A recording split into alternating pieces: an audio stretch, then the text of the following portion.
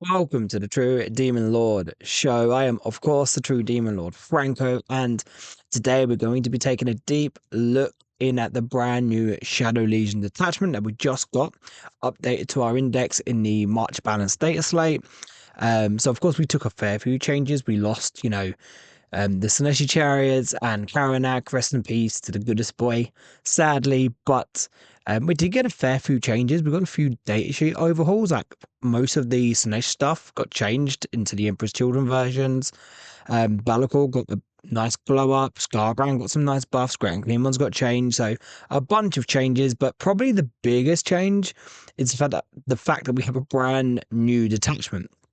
So of course we still got our classic demonic incursion for uppy downy 6-inch deep strike shenanigans, but now we have the new Shadow Legion, which is basically a version of Disciples of Bellicor. And honestly, this is a really fun detachment, and it's quite strong. And to be honest, for veteran demon players like myself, this is really good. It feels really nice because once again, we now have buffs or abilities for our units just being dedicated to certain gods. That's something they took away from us in like 9th edition. Like your unit being dedicated to or being a Khorne demon unit never got like an ability for being a Khorne demon unit, and so on and so forth for the other gods. So to now actually get that, it's just really nice. It feels a bit old schooly again, which I like. And to be honest, there's so much flexibility with this attachment. I've had a blast writing lists. Writing lists is one of my favorite things to do in this hobby. I write like swear to God, like 30, 40 a day. And I have to like clear my app like at the end of every day or when I go to write new lists. So I just don't duplicate lists and just make it become untrackable. But yeah, so honestly, very fun. There's a lot of creative freedom here because obviously we now have access to a lot of Chaos Space Marine units. Of course, you can still take War Dogs as well, which is quite cool. So if you really want to go down a proper like Chaos Soup style list, going back to like 8th edition, you can take Demons, Chaos Space Marines, and Chaos Knight stuff in this detachment, and go for a real like soupy list and really like push the lines for creativity and innovation, which is really cool. But also what I really like is if you just want to run demons, you do not have to run Chaos Space Marine stuff whatsoever. There is no negatives. There are two stratagems in this that you know you get more bang for your buck if you have some Chaos Spaceman stuff in here, because it's up to one. You get to use it on 2 units, up to 1 Chaos Spaceman unit and up to 1 Demon unit.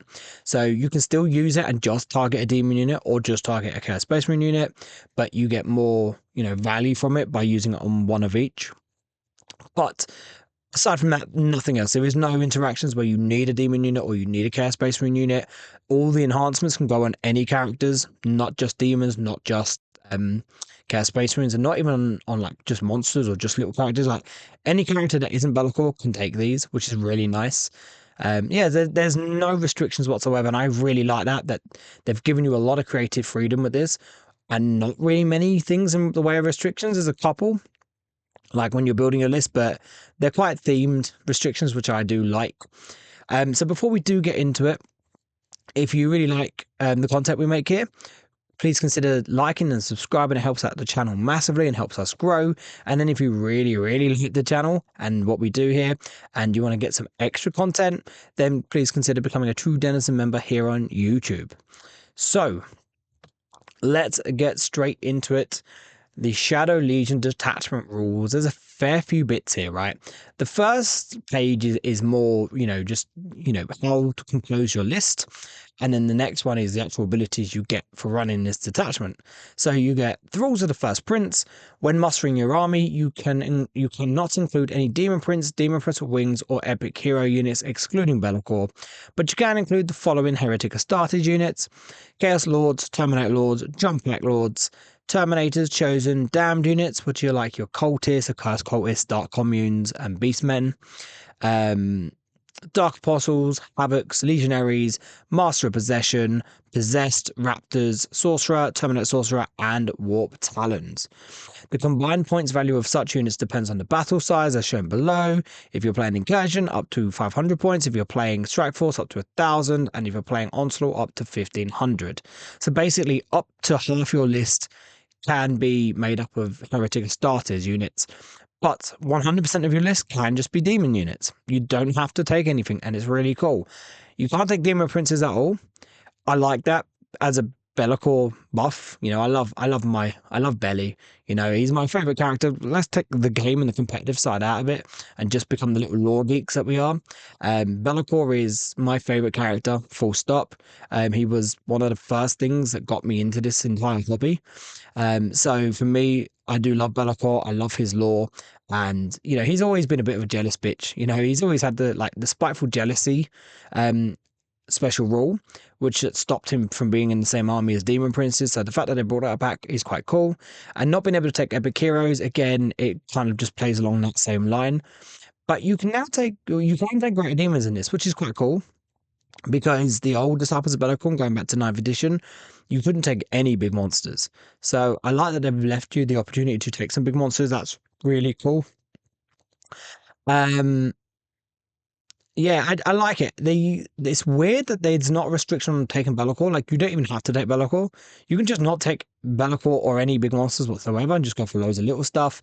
The Be'lakor is, again, pretty good thanks to his new update.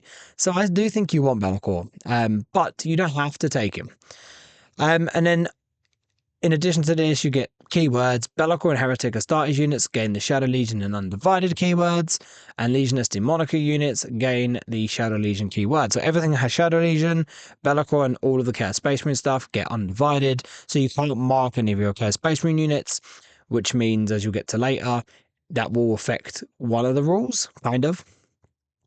Now, we have the first Prince of Chaos. Units from your army have the relevant abilities below. So this is depending on what you're dedicated to, is you get this ability. So obviously there's one for each god that will only affect the demon stuff. And then the Disciples of Be'lakor, which is the undivided one, which will affect Be'lakor and the Chaos Space Marines. Again, this is what I was meaning by going back to feeling a little bit old school demons-ish. Because being able to have just abilities for being dedicated to a god, it just feels so good. To me, I just wish that this was the army rule. Like, the army rule was Thorn demons get this, Inch demons get this, Slash demons get this, Noble demons get this. But I like that they brought this in here, and it's just really, and it's really good. Some of these abilities are very, very good. I don't think any of them are bad. One is situational, the rest are pretty good.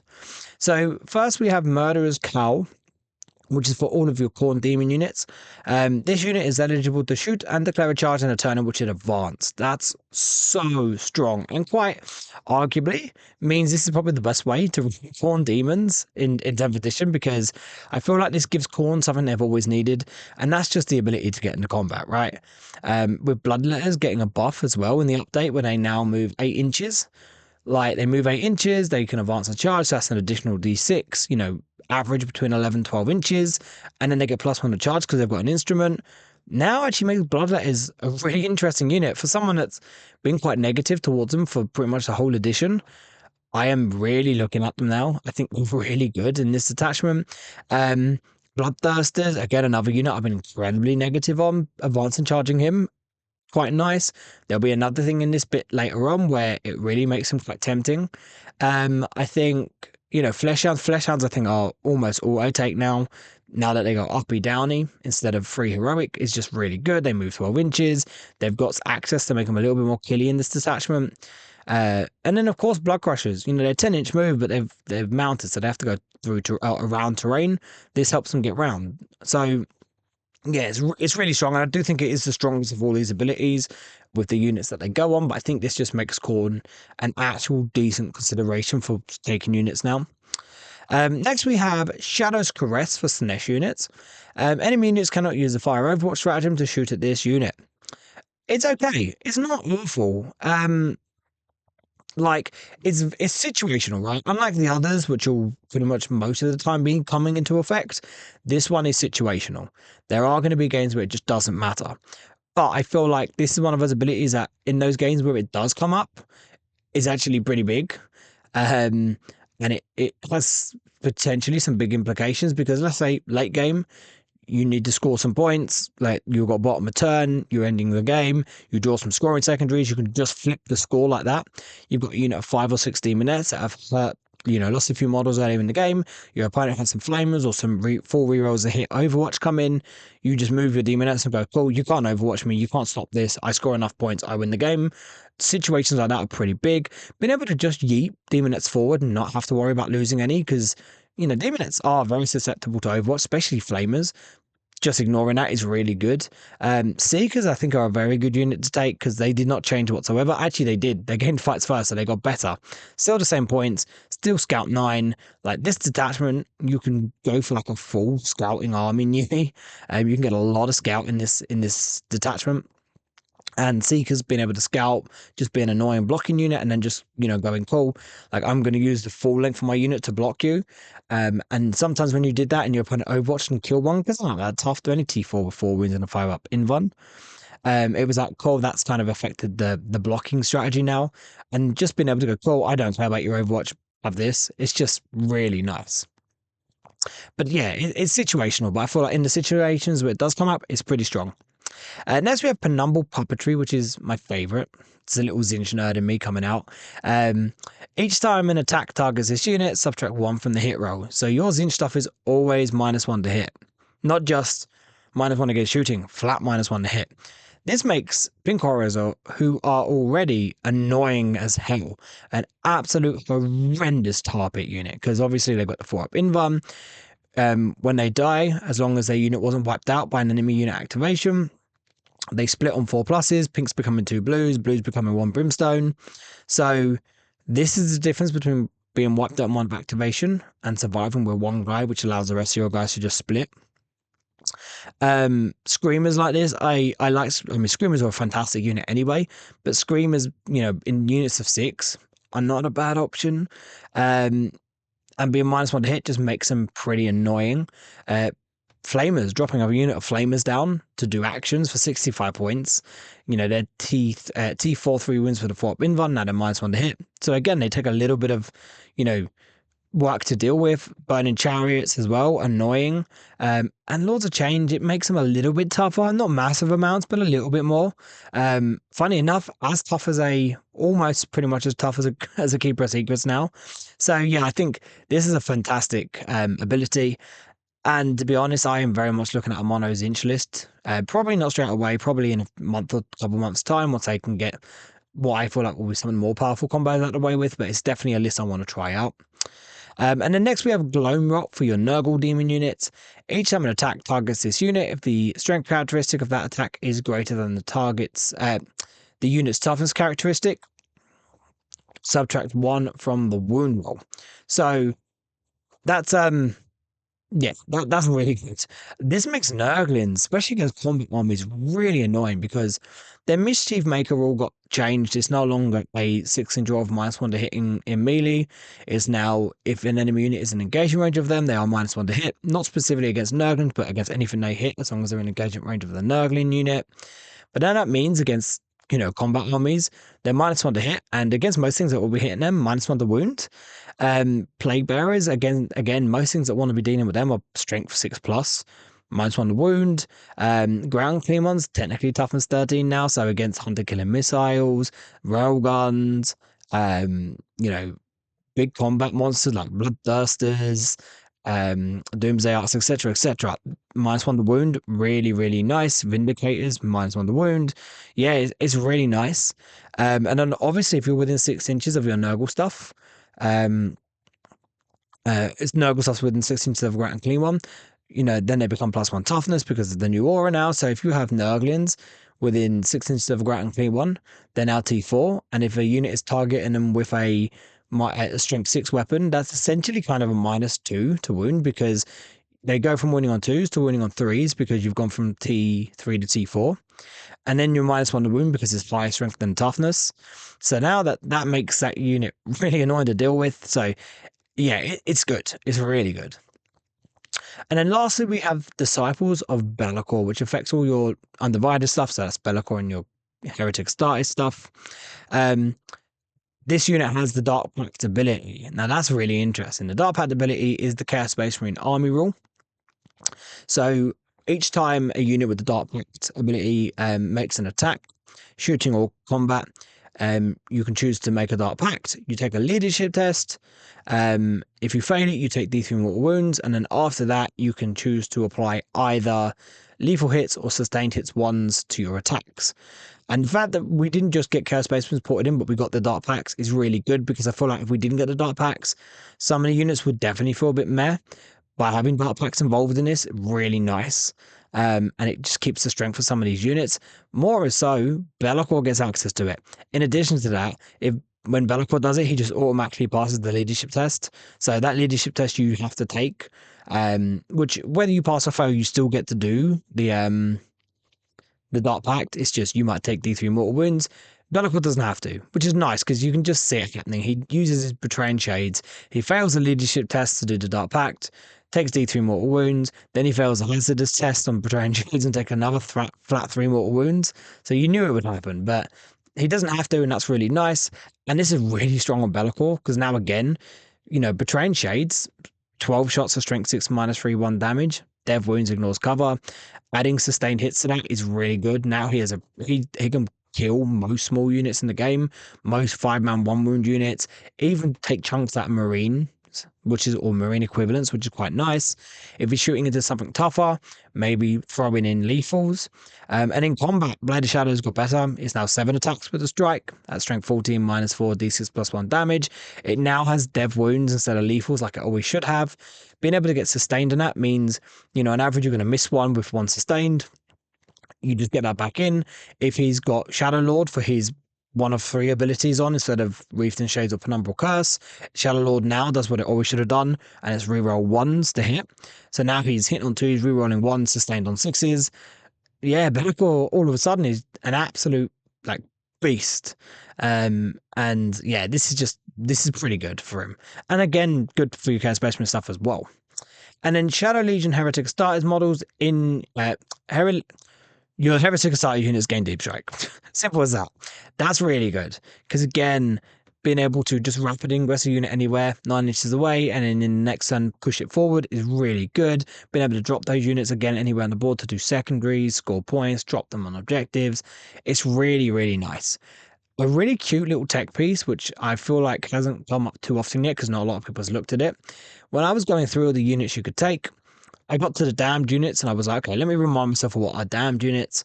And I found Felgor Beastmen. I was like, okay, Beastmen, I know what Beastmen are, but I don't know what this does. And the Felgor Beastmen are basically Zangors or Jackals. They're slightly tougher than Cultists and hit a little bit harder. But their ability lets them, when they're coming from reserves, they treat the battle round as one higher, and they can come in on turn 1 instead of just turn 2 and 3. So before, they just strategic on the side of the board, coming in turn 1, meh. But now, because they get Deep Strike in this, that's interesting. Not for any other reason other than just getting a unit on an objective, a unit to, drop down and do cleanse for 85 points. You don't care if it dies. Containment, maybe, secondaries that you wouldn't normally be able to do, or not having to give away more important units to do it. If your opponent gives you the space to drop in the backfield, behind enemy lines, a good version of Established Locus. So yeah, I think it's a cute little tech piece. That might be quite nice if you really want to go for a very scoring heavy style list, which you could definitely do in this detachment. But yeah, very interesting. Right, so let's move on to the stratagems. First, we've got Spiteful Demise. You can use it in any phase just after a Shadow Legion unit from your army is destroyed. Before you move the last model, you use it, and before you use any or roll for any deadly demise ability, if you have it, you use it on the Shadow Legion unit, even though it is destroyed, you can still use the stratagem on it. And then you roll 1d6 for each enemy unit within engagement range of the last model from this unit. Adding 2 to the result if it's a Slanesh unit. On a 4 or 5, you cause D3 mortal wounds, and on a 6, you cause 3 mortal wounds. So for a Slanesh unit, it'll be on a 2 to 3, it'll be D3, and a 4+ will be flat 3. This is not bad, alright? It's okay on a Keeper of Secrets if you're going to take a Keeper, because, they do this, they get +2 to the result, and then they have a chance to explode with their demise at D6 afterwards. It's nice for finishing off a unit. Let's say you go in and you leave a vehicle and a couple wounds, then you die for some reason, you can use this. You can use this to knock units under half strength before you die, to then cause battle shock tests, either, potentially have your opponent failing it, if they're in the shadows, taking D3 mortal wounds, or if they want to auto pass it, using up some of their resources and CP. So yeah, I mean, it's not one you're going to use often. I think in a 5-round event, you might use it once, but it's nice to have in the back pocket. It's a really good, like, deep toolbox stratagem. It's like, in those cases when if you're thinking about it and you need to keep it in your head, but when it pops up, it's like, oh, I have this, and then you can pull it out, and it could have some good implications on the game. So yeah. Next we have Death Denied. So you use it in your command phase, you select one of your Shadow Legion units, and one model in your unit regains 3 lost wounds. If it's a Slanesh unit, in addition to that, they get to return a destroyed model that's not a character with its 4 wounds remaining. So yeah, I mean, healing is nice, right? I feel like this is very good on Greater Demons, either being able to, stop a battle shock test.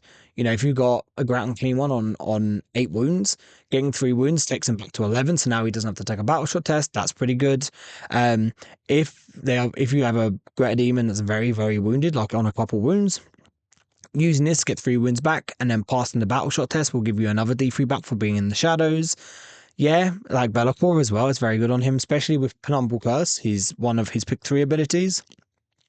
Because anytime enemy units fail battle shock test within 9 inches of him, he gets to return D3 wounds for each unit that fails. So this is a good way to basically replenish Be'lakor as well.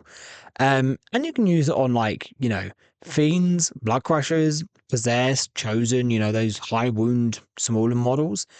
This is quite good, obviously, on Zinch units. Though you don't really want to use it on your pink horrors so much because you just get 1 pink horror back.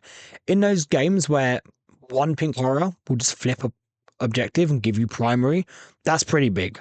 1 CP to get a pink horror back, which is going to be annoying to deal with. And also then on top of that, getting 4 points or getting 5 points on primary. Yeah, that's pretty good. And then if you use it on Screamers, I like this on Screamers. If your opponent, you got a unit 6, your opponent kills 3 of them, knocks 1 to 1 wound. The 1-on-1 wound goes back to 3 wounds, and then you got another one back. And then if they don't get targeted, you can just keep replenishing them, and then eventually you'll have your unit of Screamers back up to full health again. Same with Flamers. If your opponent knocks your unit down, being able to heal any of the wounded ones and bring one back. Again, it's just really nice, especially if you need them to do an action, but you need them to move. And there's an Overwatch threat, but being able to, heal one, get one back might be the difference between you losing the unit and maybe just losing another one, meaning you can still perform the action. So yeah, again, it's one that you're not going to use all the time, but when it comes up, it'll be quite good. I feel like, again, over the course of 5 games at an event, you could end up using this 3 or 4 times. There are a couple stratagems that are just going to be a bit better to use. So it's, you're going to be a bit strapped for CP, but I do feel like this was one that you can pull out your pocket when needed. Next we have probably the best stratagem out of the 6, Channeled Wrath. This is really good. So in the fight phase, you pick one Shadow Legion unit from your army that has not been selected to fight this phase, and then until the end of the phase, melee weapons equipped by models in that unit gain the Lance ability. In addition, if the unit is a Khorne unit, they get +1 AP to their weapons as well. So +1 the wound on the charge. That's really strong. Really strong. That changes the maths on your combat so much. Like, Bloodletters, obviously you might have a Bloodmaster in there, but if you don't, +1 the wound, +1 AP, now they're AP3. Fleshhounds, strength 5 +1 the wound, now they're -2. That actually lets them deal with smaller little 5-man 1 wound units. They can do a bit of work into Marine, especially if you've got a Renmaster, which I think Renmasters with the amount of Khorne you could take will be quite strong. And being able to give +1 strength, AP, and damage against an enemy unit for Khorne stuff. So now, you're going in, you're getting an extra 2 points of AP, technically, with an extra point of strength, plus Lance. Yeah, that's pretty strong. Blood Crushers as well. The Riders will get Lance, because obviously the Horns already have Lance, but that's still nice. And of course, a Bloodduster. The Blooddusters love this against, your big, going into a vehicle. Cool. Now I'm winning on 2s. That's pretty good. Great on clean ones, because it means now they can basically wound anything that's toughness 10 on 2s all the time, which is insane to say that about the great and clean one, because in your movement phase, they reduce the toughness by 1. Then they charge in. They're now strength 10, so now they're targeting strength 9. You give them Lance, and they're winning on 2s. pretty strong. Chosen legionaries, since they can reroll wound rolls. Possessed, yeah, screamers. Screamers are strength 6 -2/2 damage. Getting lance, pretty good. There's just, I think, just because we're a combat army anyway, and this is going to be, though you can take some shooting elements, this is going to be a combat detachment. I feel like the implications that you can get off with this is just pretty big. A lot of units love this stratagem, so it's really strong. You're going to use this 3-4 times a game minimum. I do like it. It's very expensive, but being able to, rapid ingress a unit down, ready for an opponent charging in, as long as you don't put this unit too close to be charged, then rapid and then heroically intervening in, and then proccing this because it is still a charge, or just flat out heroically intervening. It doesn't even have to be from rapid ingress. Heroically intervening and then using this, since you can use it in either fight phase, and heroic intervention is a charge move, so being able to then use lance on them is pretty strong. So yeah, it is definitely the strongest stratagem accessible by this in this detachment. Next we have Encroaching Darkness, probably the weakest one in my opinion. You can use it in your shooting phase. You select up to 1 Shadow Legion Heretic Astartes unit and up to 1 Shadow Legion Legioness Demonica unit. Both units have to have had both units have to have had they have to have come in from reserves. There we go. I just can't get my words out. They have to have arrived from reserves that turn, and then until the end of the phase, weapons equipped by models in your unit have ignores cover. It's okay. Havocs, because naturally Havocs are going to be a unit chosen by a lot of people, because demons, you're not a very shooty army. A lot of people always want a shooty unit for demons. Now Havocs a shooting dedicated unit. People are like, oh, give me that. I feel like you're going to be taking las cannons on Havocs most of the time, which are -3, but against armies that can pull out some kind of armor of contempt, reduce AP by 1, then benefit from cover. This is a good way to try and combat that. Demon, on the demon side, Lords of Change are probably going to be the best use of this. Excuse me. Skull Cannons and Soul Grinders, they like it as well. It's a good way again to avoid armors and clever saves and, -1 AP type of abilities. But yeah, I don't know. I feel like if you're putting into it, it's going to be one way you might use it here and there. But I'm not the biggest fan of it. It's okay. Now the thing I do just want to see, or do just want to say, because I have seen a few battle reports on YouTube. I'm not going to say who they were. One of the battle reports were between 2 people. The person playing the demons, fairly reputable name. The other one, a channel that you see about releasing videos, not as big. And by no means am I claiming cheating. It's probably more just lack of reading properly. But yeah, I've seen them use this and then just use it on a unit that was already on the board, ignoring the whole they have to have arrived from reserves this turn caveat.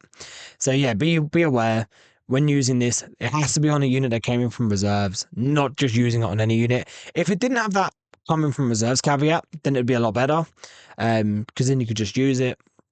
But yeah, it's a bit annoying. I don't know. It's okay. It's okay. Next we have Binding Shadow. Used at the end of your opponent's fight phase. You select up to 1 Legioness Demonica unit and 1 Heretic Astartes unit that are not in engagement range of any enemy units, and you remove them from the battlefield and place them into strategic reserves.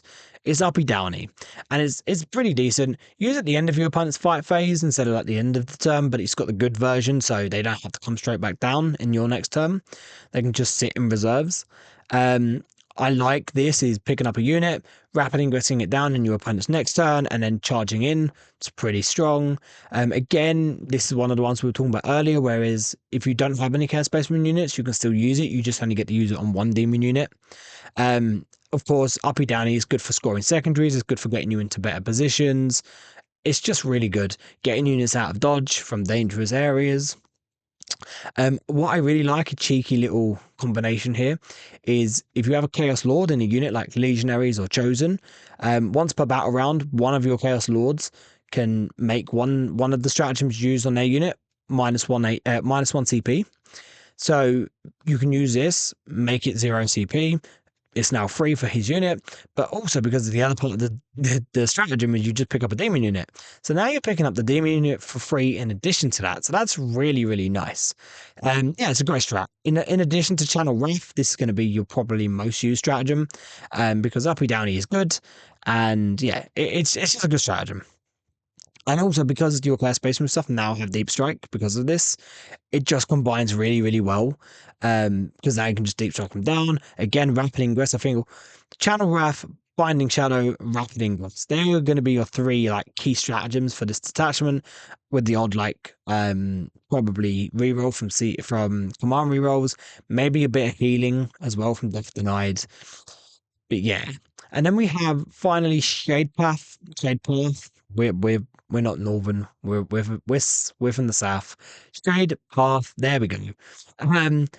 Use this in your opponent's charge phase. Just after an enemy unit declares a charge, you select one Shadow Legion unit from your army that was selected as a target of that charge. And until the end of the phase, you subtract 2 from the charge roll. If the unit is a Nurgle unit, that enemy unit has to make a backshot test in addition. It is 2 CP, so it's really expensive. So we are following the trend we had with the Grotmus attachments, 5 1 CP strats, 1 2 CP strat. This is expensive, but I feel like this is one of those expensive strats that, yes, it's expensive, but in the right situations, my god, is it worth it? If your opponent is like last ditch trying to like steal primary off you, like say towards the end of the game, if they do that, they score more points, you score less points, whatever. Or they're trying to charge into a unit you've got doing an ongoing action like recover assets or sabotage or something like that. Let's say they want to just charge into your backfield and take it. Let's say, you know, they've knocked one of your important units down to a few wounds and they want to finish off in combat. All these type of things, you just block this, -2 to charge. Oh, you failed. Sad. Of course, you're not going to do this in those situations on like a charge that's like a 3, 4, 5 inch charge.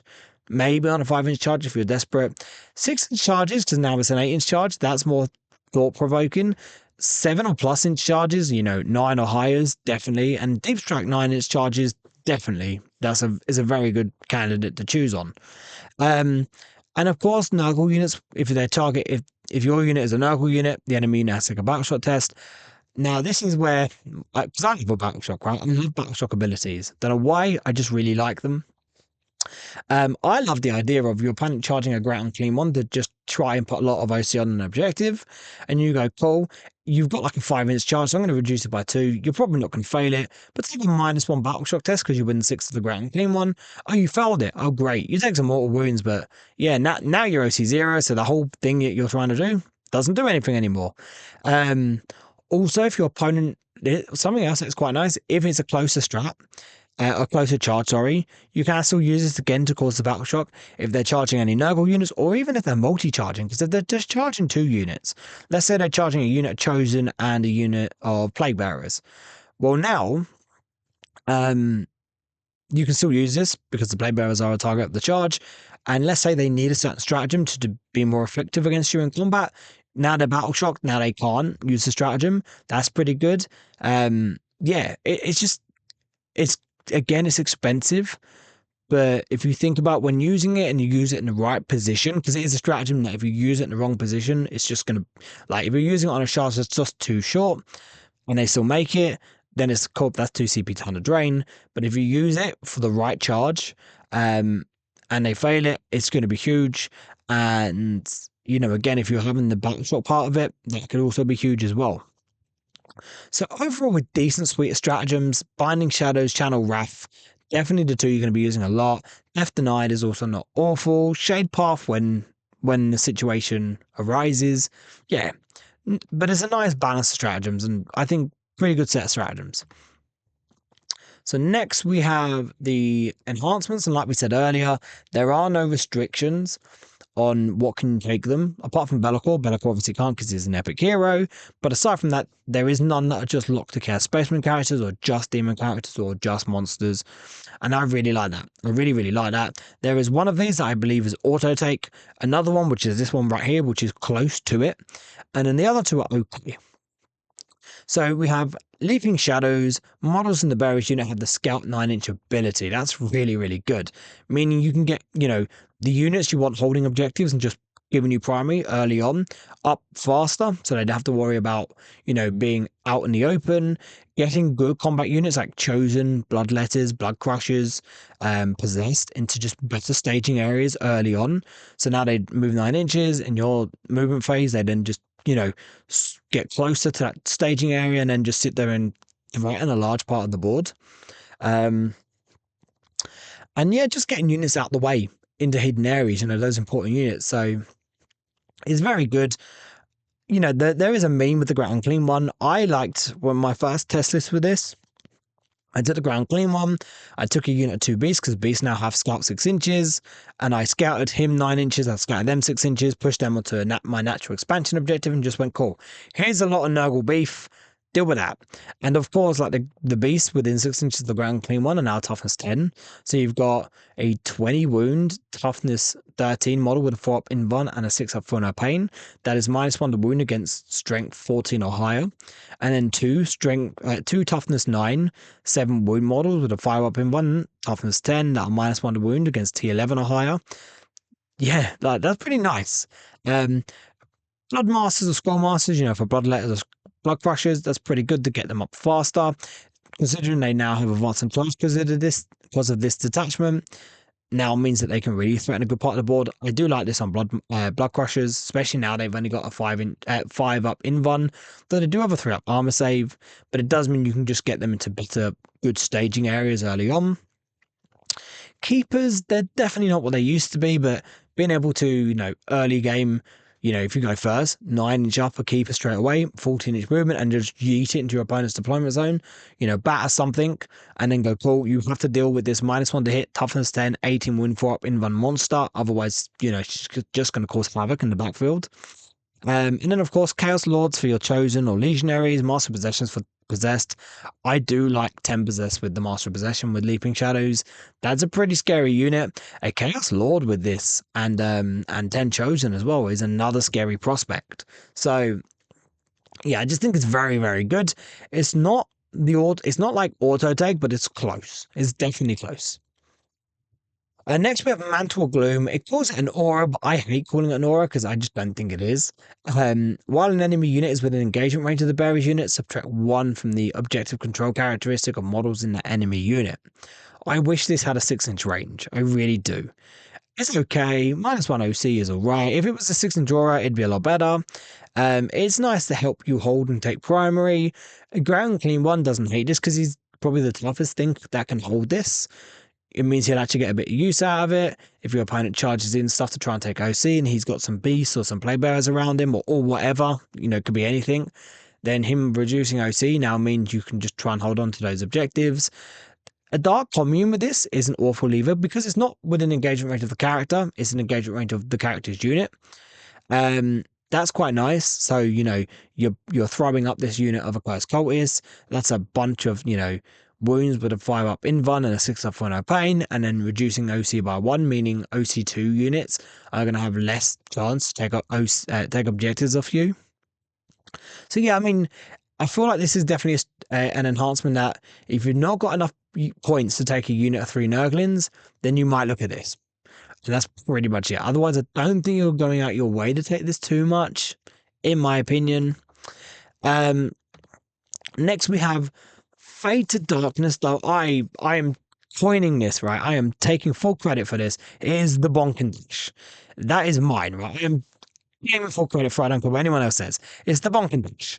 At the end of the fight phase, if the bearer's unit destroyed 1 or more enemy units this phase and is not within engagement range of 1 or more enemy units, you can remove the bearer's unit from the backfield and place it into strategic reserves. So, the Bonkin Dash. You run up, you bonk something in the head, you dash off into the air, and then you rapid ingress back down in your opponent's next turn, rinse and repeat. This is really, really good. This is all I take in my opinion. And there are a bunch of different units you could put this on, but this gives us the ability to do something that we've struggled with in the past, and that's clearing cheap screens. You run forward with something that's fairly kill an easy to kill screen, jump in the air, do it again. And it means you've got a key, fairly expensive unit that is going to be able to just get work done across the game and not die. It's it can be quite hard to deal with. yeah, and then just coming back down in your opponent's turn, coming down behind terrain, out of line of sight, out of charge range within 6 of Bellacore to be outside of 18 if you've got Reefed and Shades activated. Just really strong. Really, really strong. I love this on Thirster. The Bonk and Dash Faster is real. 7 attacks, strength 14 minus strength 16 minus 4d6 plus 1 damage. He can go with 10 sweeps. Sorry, 14 sweep attacks, strength 10 minus 2 damage. You can lance for +1 strength, +1 to wound, +1 AP if you really want to. I think there might be a little bit of a keeper secret play here, because the problem now with the keeper secrets is the Shining Aegis went from being a 5-up for no pain to a 3+ armor save, and that was the only change she really took. But it was a big change, a massive change, meaning their resiliency went down massively. But this kind of fixes that, because using a keeper to just clear off screens, clear off cheap 5-man units on objectives, because again, just being able to go in, kill a unit on an objective and go away, starving your opponent at primary, not losing a unit in return, still really strong.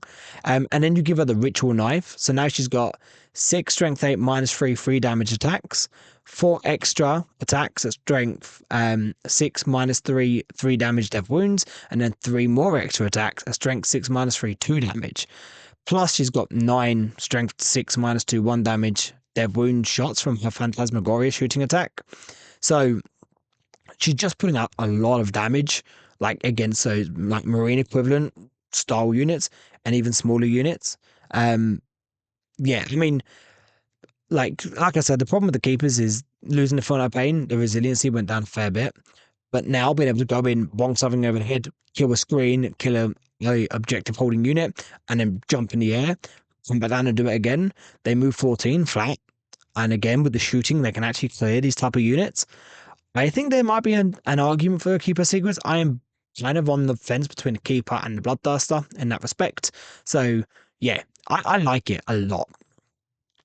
Next, we have Chaos Lords taking this on a Chaos Lord in a unit of Chosen, advancing up, hitting a unit with a bunch of Strength 5 minus 2 1 damage attacks, plus some Power Fist attacks. And then the Lord himself has, his big 3 damage hammer with Dev Wounds, which he can go Super Saiyan for once per game. Master Possession inside of Possessed, again, just a lot of damage coming out of Possessed. I haven't put them down here, but, a Skullmaster with 6 Blood Crushers can do work. They go in, they do their impact hits.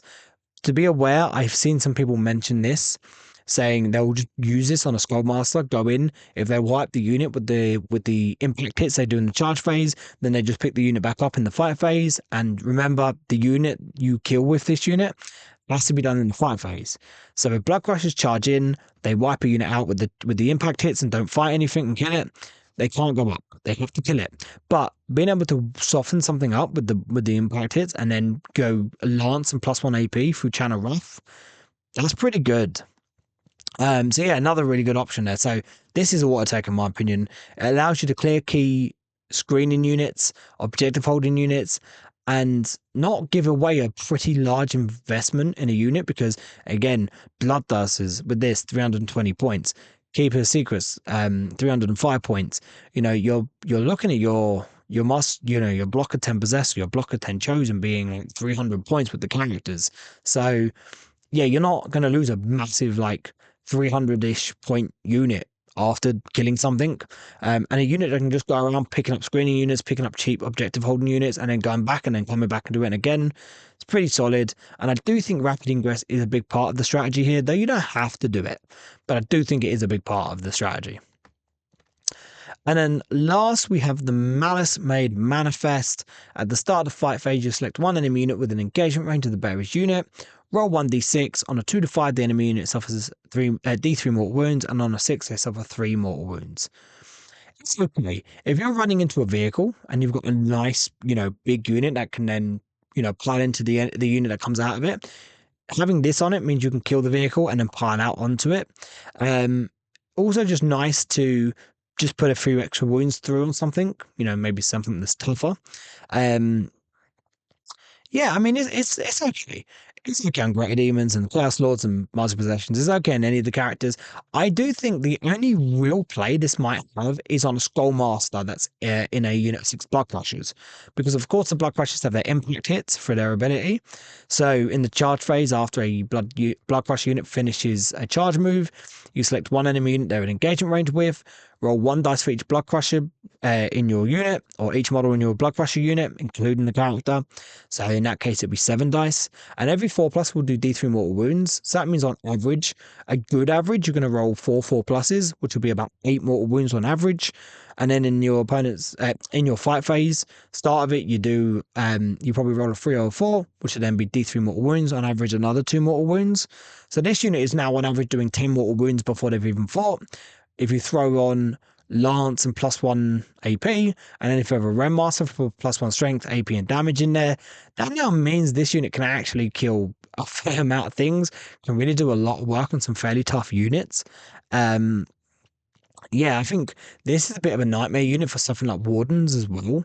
So yeah, I mean, it's really, really nice. I like it. I think it's a good little thing, like a good little combination. But I don't know if you're going out your way to really take this, because you're always taking Fate to Darkness, you're always taking Leaping Shadows after that. Again, I feel like similar to the Mantle of Gloom, this will be, if you ain't got enough points for a unit of Nurglings, then you might take this. Though I do feel like it has some play with a Skullmaster. And then lastly, let's just look at some of the best units to take. It's going to be a lot of Demon units. Be'lakor, of course, is amazing. He can actually kill things in combat now. He kind of makes you tick with the whole, don't shoot me outside of 18 inches. Excuse me.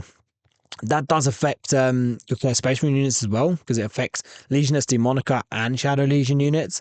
So that's really good. Being able to have some Havoc sitting within 6 inches of him. With las cannons, they've got 48-inch range. So they're pinging shots at 48 inches, but can only be shot within 18. That's really strong.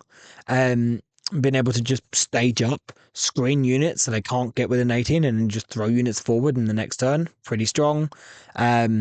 Bloodthirster with the Bonk and Dash, Fade to Darkness, pretty good.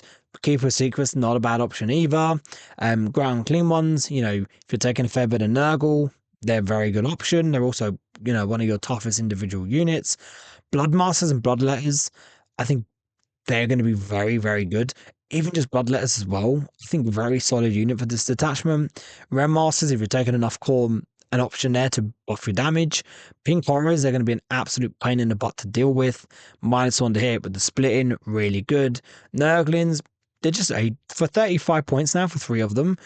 Yes, their -1 to hit isn't as good, but it now affects monsters and vehicles. They just have to be engagement range of them. But it just makes them quite annoying to deal with. For 35 points, it's giving you a unit that can, block out scout moves and block out other enemy infiltrators, which might want to try and block out your Leaping Shadow scout move. So taking that alone to just make sure you're going to get your scout move is pretty good. 10 Plague Bearers, I feel like with Cultists now being an option, they lose some value because a backfield sticky objective unit, but they still are T5 2 wins and a 5-up invuln. If you've got a Ground Clean one, they're T6 now within range of them. So yeah, I mean, they're still good. They're still great. Fleshhounds, I think, are pretty much auto take for demons now. Moving 12, they're beasts. They've got 3 attacks at strength 5, -1 damage, but Lance and +1 AP from Channel Wrath is pretty good on them to beat up on little 5-man units. And then, of course, if they're not in engagement range of anything at the end of your opponent's turn, they just go uppy downy, and it's good version again. They sit in strategic reserves and come back down when you want. That's just really good. Screamers, they hit on 3s. They got 3 attacks at strength 6, -2 damage, anti-monster, anti-vehicle, so they can go in and finish something off. If you ping something with las cannons from Havocs and leave it on like 4, 5, 6 wounds, a unit of 6 screamers, even a unit of 3 screamers, will probably finish that off, which is quite nice. And again, they're -1 to hit, same as Flamers, a cheap little 65.3 man unit that drops in the backfield, scores some points, -1 to hit with 3 wounds and 4-up invuln. Pretty decent. And a Beast of Nurgle, scout 6 inches means you can get some early play with them moving forward. T9, 7 wounds. They're just a tough, annoying unit to deal with. If they are wounded at the end of the phase, they just heal again. They're really solid. And then Chaos Space Marine units, of course, Lords are fantastic, being able to help you kind of, spend less CP by making, one stratagem used on their unit one less CP. In the case of most of these, zero CP. If you're using the minus to the charge, then one CP actually makes it a fairly viable unit stratagem to use now. But being able to use the Binding Shadows to do uppy downy for free on his unit and then getting the Demon unit in addition to that is quite strong. Attaching him to Legionaries gives him, and the unit, of course, reroll win rolls of 1 and full reroll win rolls against a target on an objective. Also a decent, source of OC2. Chosen, again, advanced and charging, you could really, go for a very advanced and charge heavy list with, a bunch of bloodletters and a bunch of chosen, really solid unit. Poets, I think, are like our new version of Plague Bearers when we're taking this detachment for 50 points.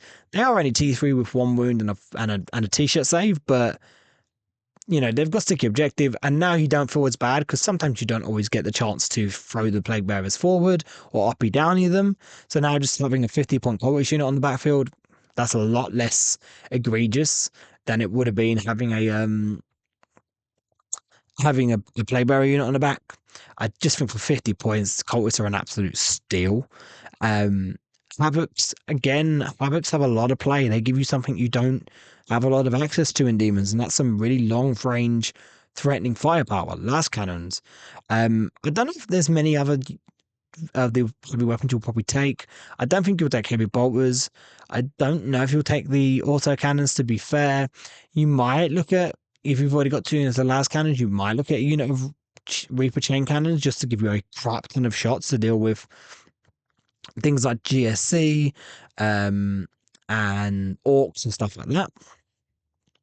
And of course, a cursed cultist with dark communes, they scout 6 inches.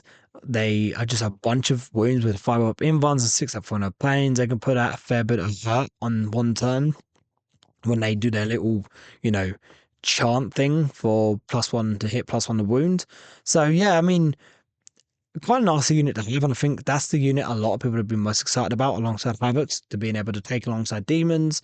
And I haven't got them on here, but definitely Possessed. I really like Possessed. Maybe that's just the fact that I'm a proper Demon boy, so being able to take I love my Demon Marines, right? I've always had a bit of a thing for Obliterators. I'm really sad you can't take Obliterators. If you could, I would automatically take multiple units of them.